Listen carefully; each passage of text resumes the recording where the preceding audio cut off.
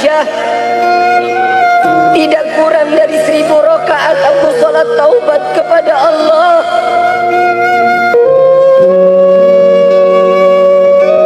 Aku khawatir tatkala umatku dia lupa saat dalam keadaan sakratul maut, dia lupa bertobat kepada Allah.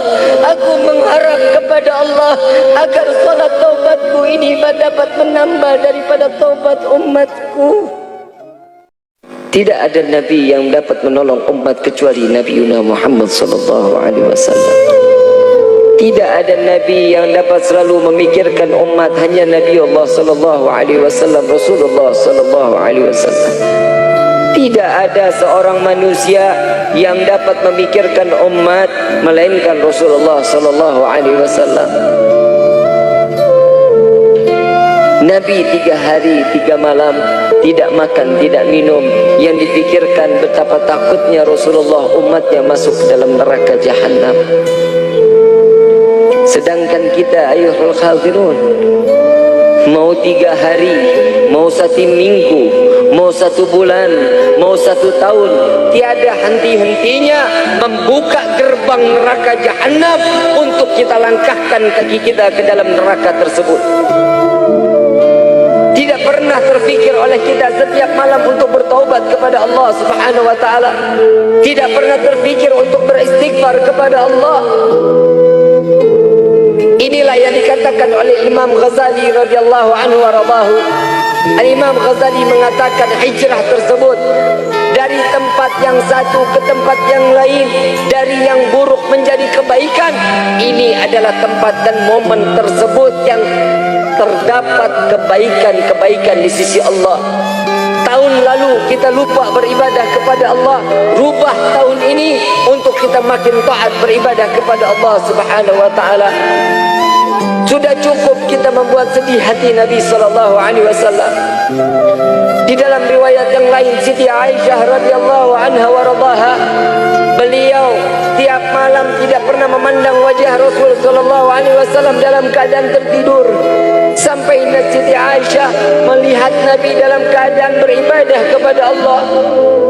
Siti Aisyah mendekati Nabi, bertanya kepada Nabi, "Ya Rasulullah, apa yang kau lakukan sehingga setiap malam aku tidak pernah memandangmu dalam keadaan tertidur atau terpejam matamu, ya Rasulullah?" Apa jawaban Rasulullah? "Ya Aisyah, apabila aku menjamkan mataku, siapa yang akan menangisi umatku agar mereka terselamatkan dari api neraka Jahannam?" Setiap malam aku harus menggelar daripada sorbanku, ya Aisyah. Tidak kurang dari 1000 rakaat aku salat taubat kepada Allah.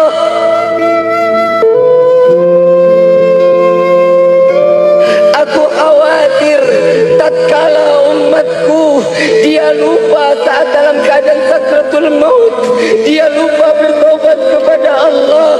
Aku mengharap kepada Allah agar salat taubatku ini dapat menambah daripada taubat umatku. Setiap malam Nabi 1000 rakaat salat taubat untuk umatnya.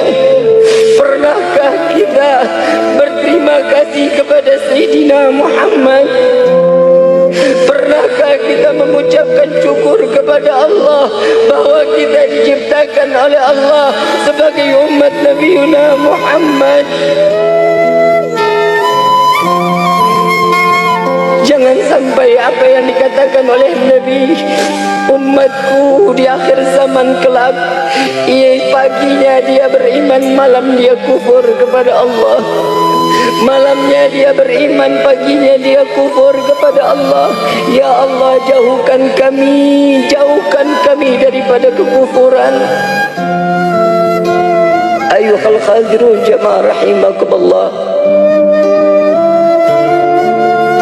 Perjuangan Nabi tidak terhenti sampai semasa hidupnya. Bahkan sampai meninggalnya Nabi SAW yang diingat adalah umat. Sudah pernah kita menjawab panggilan Rasulullah saat sakratul maut Nabi mengatakan ummati, ummati, ummati. Dengan penuh kasih sayang Nabi memanggil umat. Pernah kita menjawab labbaik ya Rasulullah, labbaik ya Rasulullah, labbaik ya Rasulullah. Tidak ada lisan lagi yang dapat menjawab dari perkataan Nabi Muhammad. Dosa apa lisan kita ini?